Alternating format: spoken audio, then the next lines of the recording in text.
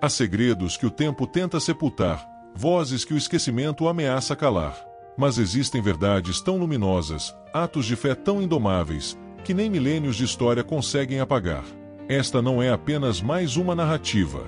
Esta é a essência da fé católica, para nosso conhecimento e, acima de tudo, para a vivência profunda da devoção a Cristo, à sua Igreja e aos seus santos. Imagine, por um instante, o rugido ensurdecedor da multidão, o calor do sol romano batendo na pele, o cheiro de areia, suor e sangue. E no centro de tudo, uma menina. Apenas uma menina. Com 13 anos. O que faria você, o que faria qualquer um de nós, diante da iminência da morte mais brutal e espetacular? Seria capaz de permanecer firme? Sua fé seria capaz de mover montanhas, ou, talvez, curvar feras. Hoje, vamos desvendar uma história que desafia a lógica, que transcende o tempo, prometendo revelar a força inquebrantável do espírito humano quando tocado pela graça divina. Prepara-se, pois você está prestes a testemunhar o inimaginável. Prisca, uma jovem de 13 anos, viveu no coração pulsante do Império Romano, um período onde a fé cristã florescia sob a sombra da perseguição mais implacável. Sua história é crucial porque ela personifica a aliança inabalável entre uma alma pura e a verdade do Evangelho. Esta criança, com sua inocência e convicção, foi confrontada por um sistema de poder que exigia idolatria e renúncia. Condenada à arena, ao espetáculo sangrento onde leões famintos aguardavam, ela enfrentou o terror supremo por sua fé proibida. Neste vídeo, vamos mergulhar na coragem e na pureza de sua alma, desvendar os mistérios de sua provação e testemunhar como o amor de uma menina por Cristo não apenas resistiu, mas transformou a selvageria em reverência, revelando a verdadeira santidade e o poder milagroso de Deus. Uma história que irá ecoar em sua alma muito depois que as imagens se apagarem. Roma, ano 64 da era cristã. As ruas fervilhavam com o aroma de especiarias vindas de terras distantes, o barulho incessante de carroças sobre pedras desgastadas e os gritos dos mercadores anunciando suas mercadorias. Mas havia algo mais no ar, algo que os sentidos não conseguiam capturar, mas que os corações sensíveis percebiam, a presença de uma nova esperança. Era neste cenário que vivia Prisca. Seu nome, que significa a primeira, parecia profético. Aos 13 anos, ela possuía aquela luminosidade peculiar das almas que nasceram para algo maior. Seus olhos, grandes e expressivos, carregavam uma serenidade que contrastava com a agitação ao seu redor. Não era apenas uma menina romana qualquer, havia nela uma sede, uma busca por algo que as divindades de mármore do império não conseguiam saciar. Quando Pedro, o pescador que se tornara pedra fundamental da igreja nascente, chegou a Roma, as notícias sobre o Nazareno já corriam como fogo pelos becos e casas. Prisca ouviu. E mais que ouvir, ela sentiu. Era como se cada palavra sobre Cristo tocasse cordas em sua alma que ela nem sabia que existiam. O encontro aconteceu numa casa simples, longe dos olhos vigilantes das autoridades. Pedro, com suas mãos calejadas pelo trabalho e pelo sofrimento, segurava uma concha. Prisca ajoelhou-se diante dele, e quando a água tocou sua testa, algo extraordinário aconteceu.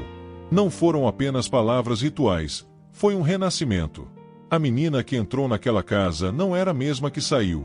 Tu és a primeira, sussurrou Pedro, como se as palavras viessem de uma fonte mais profunda que sua própria consciência. A primeira do Ocidente a entregar completamente o coração ao Cordeiro. Prisca sorriu. Pela primeira vez em sua jovem vida, ela sabia exatamente quem era e a quem pertencia. Os meses que se seguiram ao batismo de Prisca foram como o desabrochar de uma flor em solo árido. Sua casa, antes apenas mais uma residência romana, transformou-se silenciosamente em algo muito mais precioso, um refúgio para almas sedentas de verdade. Era ali que os primeiros cristãos se reuniam quando a lua estava alta e as ruas desertas. Prisca, apesar de sua juventude, tornou-se o coração pulsante daquelas reuniões.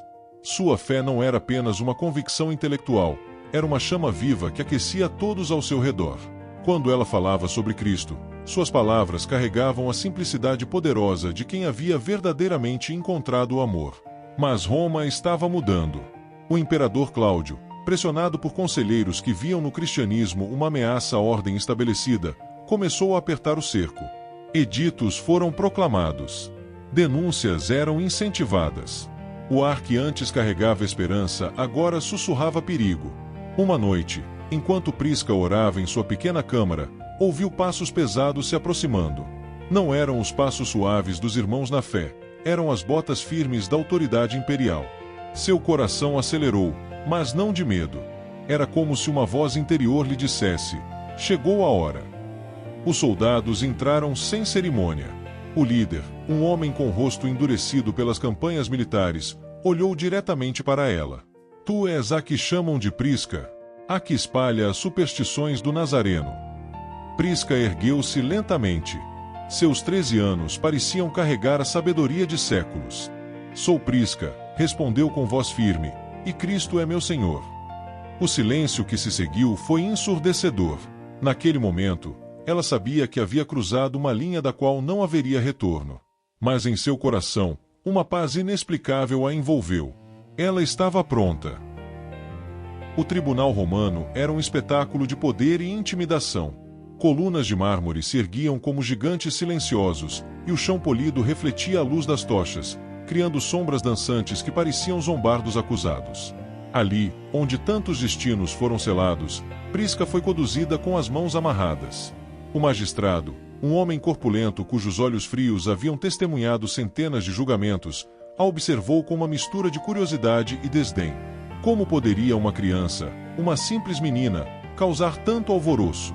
Ao seu lado, escribas preparavam-se para registrar mais uma condenação rotineira. Prisca de Roma, a voz do magistrado ecoou pelo recinto, és acusada de aderir à superstição cristã e de recusar sacrificar aos deuses do império. Sabes qual é a pena para tal crime? Prisca manteve o olhar firme. Não havia desafio em seus olhos, nem arrogância, apenas uma serenidade que desconcertava todos. Sei que a morte do corpo não pode tocar a vida da alma, respondeu ela, e sua voz, embora jovem, carregava uma autoridade que fez o tribunal inteiro silenciar. O magistrado franziu o senho. Havia algo naquela menina que o incomodava profundamente. Não era medo que ele via, nem mesmo resignação. Era paz. Uma paz que ele, com todo o seu poder e riqueza, jamais havia experimentado. Última chance, menina. Queima incenso aos deuses, reconhece a divindade do imperador, e poderás voltar para casa. Sua voz tentava soar paternal, mas havia uma urgência nela que traía sua própria incerteza. Prisca fechou os olhos por um momento, como se conversasse com alguém que só ela podia ver. Quando os abriu, um sorriso suave tocou seus lábios. Minha casa não é deste mundo, e meu rei já venceu todos os reis da terra. O martelo caiu com um som que ecoou como trovão. Que seja lançada as feras na arena. Que o povo veja o que acontece com quem desafia Roma. Mas enquanto era conduzida para fora, Prisca sussurrou uma oração que poucos ouviram, mas que ecoaria pela eternidade. Pai, em tuas mãos entrego o meu espírito. Que minha morte seja semente de vida para muitos. O Coliseu era uma besta de pedra e sangue que devorava vidas para o entretenimento das massas. Naquela manhã, sob o sol implacável de Roma, 50.000 vozes se erguiam em sede de espetáculo. Nas arquibancadas, patrícios e plebeus se misturavam na mesma expectativa mórbida, ver uma menina ser despedaçada por feras selvagens. Prisca foi conduzida ao centro da arena. A areia quente queimava seus pés descalços, e o cheiro de sangue de combates anteriores impregnava o ar. Ao seu redor, as paredes se erguiam como muralhas intransponíveis, e lá no alto, milhares de rostos a observavam como se ela fosse apenas mais um objeto de diversão. Mas ela não estava sozinha. Em seu coração, uma presença familiar a acompanhava, a mesma que sentira no dia de seu batismo. Cristo estava ali, na arena, com ela. O portão se abriu com um estrondo metálico que fez a multidão explodir em gritos. 3 leões emergiram das sombras, suas jubas douradas brilhando sob o sol, músculos tensos, olhos famintos fixos na pequena figura no centro da arena. Eram predadores perfeitos, treinados para matar, privados de alimento para aumentar sua ferocidade. A multidão silenciou por um instante, antecipando o momento do ataque. Prisca permaneceu imóvel, seus lábios movendo-se em oração silenciosa. Senhor, sussurrou, se é tua vontade que eu morra, aceito. Mas se há algo que possas fazer através de mim para a tua glória. O primeiro leão se aproximou, seus passos pesados fazendo a areia tremer. Prisca fechou os olhos, não de medo, mas de entrega total. E então, O impossível aconteceu. O leão parou. Suas patas poderosas tocaram o chão suavemente, e sua cabeça majestosa se inclinou. Lentamente, como se movido por uma força invisível, o rei das feras se aproximou de Prisca e lambeu seus pés. Um murmúrio de incredulidade varreu as arquibancadas. Os outros 2 leões fizeram o mesmo, curvando-se diante da menina como se reconhecessem uma autoridade superior. Ali, no coração do império mais poderoso da terra, a inocência havia domado a selvageria através do poder do Altíssimo. O silêncio na arena era ensurdecedor. 50.000 pessoas testemunhavam algo que desafiava toda a lógica, toda a experiência, toda a compreensão do mundo que conheciam. Os leões, criaturas de instinto e fúria, permaneciam docilmente aos pés de uma menina de 13 anos, como cães fiéis protegendo sua senhora. Nas arquibancadas imperiais, o próprio Cláudio se levantou, seu rosto pálido de incredulidade.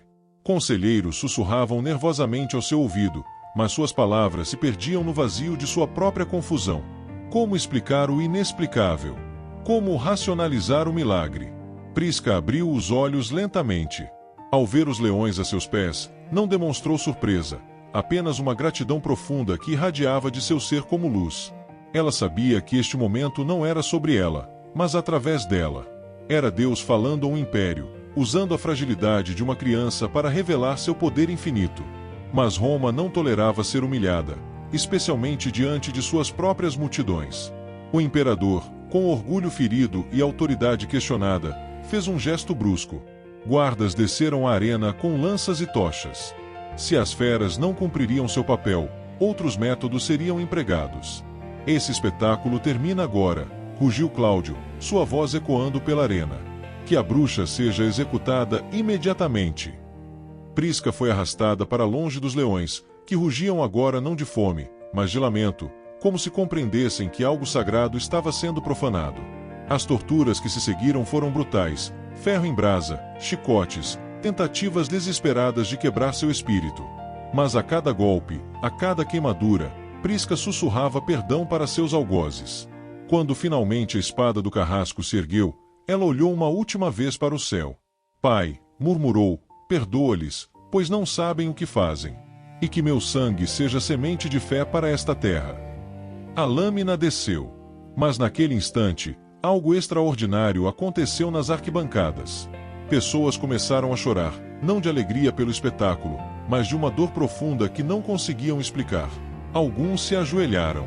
Outros fugiram, incapazes de suportar o peso do que haviam presenciado. Entre eles, um jovem soldado chamado Marcos, que havia sido designado para vigiar a execução, sentiu algo quebrar dentro de seu peito.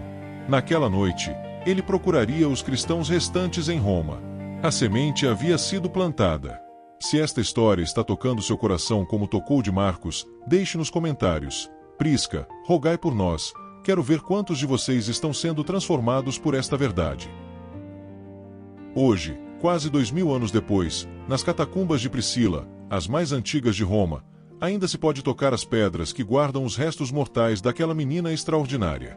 E na igreja do Monte Aventino, construída sobre os alicerces de sua própria casa, uma pequena concha de bronze permanece preservada na cripta. A mesma concha que Pedro usou para batizá-la. Mas o verdadeiro legado de Prisca não está nas relíquias de pedra ou bronze. Está em cada alma que, diante do impossível, escolhe a fé.